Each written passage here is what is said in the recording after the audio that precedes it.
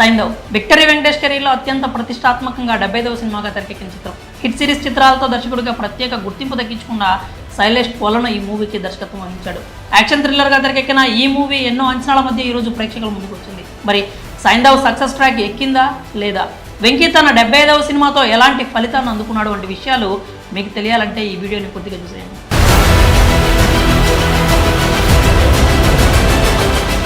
అసలు సైంధవ్ కథ ఏంటంటే, ఇండియాలోని చంద్రప్రస్థ అనే సిటీ, అక్కడ సైంధవ్ తన కూతురు గాయత్రితో కలిసి జీవిస్తూ ఉంటాడు. సైంధవ్ని ఇష్టపడుతూ వారికి తోడుగా మనోజ్ఞ ఇంటి పక్కనే ఉంటుంది. సైంధవ్ తన కూతురే ప్రాణంగా జీవిస్తూ ఉండగా గాయత్రి ఓ రోజు స్కూల్లో కళ్ళు తిరిగి పడిపోతుంది. ఇది జెనెటిక్ సమస్యగా తేల్చి డాక్టర్స్ 17 కోట్ల ఖర్చు అయ్యే ఓ ఇంజెక్షన్ ఇవ్వాల్సి ఉంటుందని చెప్తారు. పోర్ట్లో క్రేన్ ఆపరేటర్గా పనిచేసే సైంధవ్ ఆ ఇంజెక్షన్ కోసం ఓ డీల్కి ఒప్పుకుంటాడు. అయితే సాధారణ క్రేన్ ఆపరేటర్ అయిన సైంధవ్కి అంత పెద్ద డీల్ ఎందుకు ఇచ్చినట్లు? అసలు గతంలో సైంధవ్ ఏం చేసేవాడు? చంద్రప్రస్థలోని కార్టెల్ గ్రూప్ అంతా సైంధవ్ను చూస్తేనే ఎందుకు భయపడుతుంది? చివరికి సైంధవ్ తన పాపని కాపాడుకున్నాడా లేదా అనేదే ఈ చిత్ర కథ.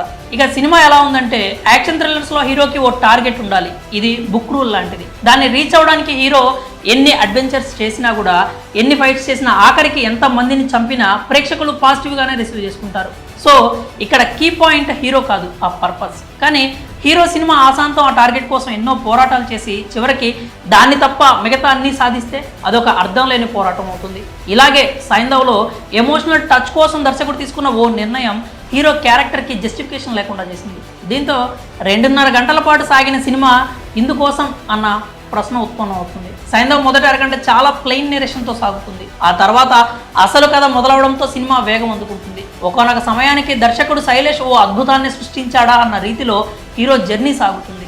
ఇంటర్వెల్ సమయానికి హీరో టార్గెట్ సరిగ్గా ఎస్టాబ్లిష్ చేసి ఓ మంచి యాక్షన్ బ్లాక్తో క్లోజ్ చేయడం కూడా ఆసక్తికరంగా అనిపిస్తుంది. దీంతో అప్పటి వరకు ఓకేగా నడిచిన సైంధవ్ సెకండ్ హాఫ్లో నెక్స్ట్ లెవెల్ టెంపో అందుకుంటుందన్న ఆశ మొదలవుతుంది. కథలో కూడా ఆ స్కోప్ ఉండడంతో ఫస్ట్ హాఫ్ కాస్త ఆశాజనకంగానే ముగిసింది అనే ఫీల్ కలుగుతుంది. సైంధవ్ సెకండ్ హాఫ్ అంతా ఫుల్ ఆఫ్ యాక్షన్తో నింపేసే అవకాశం ఉన్నా కూడా దర్శకుడు ఎమోషన్స్కి పెద్దపీట వేశాడు. ఆ క్రమంలోనే సైంధవ్ మూవీ ఎమోషనల్ డ్యామేజ్ అయిపోయింది. ఏ ఎమోషన్ కోసం అయితే అప్పటి వరకు కథ నడిచిందో దాన్ని కట్ చేసి ఆడిటోరియం మూడ్ పూర్తిగా చెడిపోవడానికి దర్శకుడు కారణమయ్యాడు. తర్వాత ఎమోషనల్ మిస్ అయిన యాక్షన్ సీక్వెన్స్లతో సినిమాని నింపేసి క్లైమాక్స్ ఇంకాస్త భారంగా మార్చేశాడు. ఇన్ని ఫ్లాస్ మధ్య ఒక ఎమోషన్ కూడా సరిగ్గా పండక సైంధవ్ ఓ సాధారణ యావరేజ్ సినిమాగా మిగిలిపోయింది. నటీనటుల పనితీరు విషయానికి వస్తే సైంధవ్ కోసం విక్టరీ వెంకటేష్ చాలానే కష్టపడ్డారు. ముఖ్యంగా యాక్షన్ సీక్వెన్స్లో వెంకీ కనిపించిన ఇంటెన్స్ గూస్ బంప్స్ తెప్పిస్తుంది.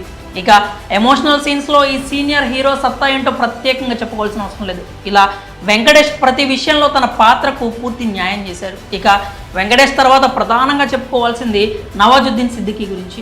వికాస్ క్యారెక్టర్లో ఆయన ఒదిగిపోయిన తీరు చూస్తుంటే అందరికీ కూడా ముచ్చటేస్తుంది. ఇక శ్రద్ధా శ్రీనాథ్ కన్నా ఆండ్రియా బాగా మెరిసింది. రుహానీ శర్మ, ఆర్య వంటి నటులు బాగా చేశారు. సాంకేతిక వర్గం పనితీరు విషయానికి వస్తే సైంధవ్ చిత్రానికి పెద్ద asset Santhosh Narayan background score. పాటలు జస్ట్ ఓకే అనిపించిన బీజిఎంతో మాత్రం సంతోష్ నారాయణ్ మ్యాజిక్ చేసేసాడు.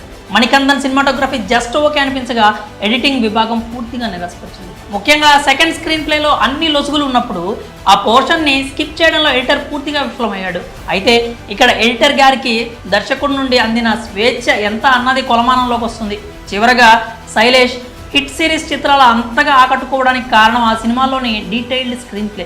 శైలేష్ సైంధవ్ విషయంలో ఇక్కడే ఫెయిల్ అవడం కాస్త ఆశ్చర్యపరిచే అంశం.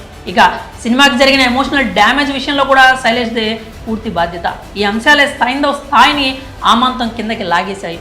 వెంకటేష్, నవాజుద్దీన్ సిద్దికీల నటన, బీజిఎం సినిమాకి ప్లస్లానే చెప్పాలి. Second half emotional damage, screenplay emotions పండకపోవడము మూవీకి పెద్ద మైనస్గా చెప్పుకోవాలి.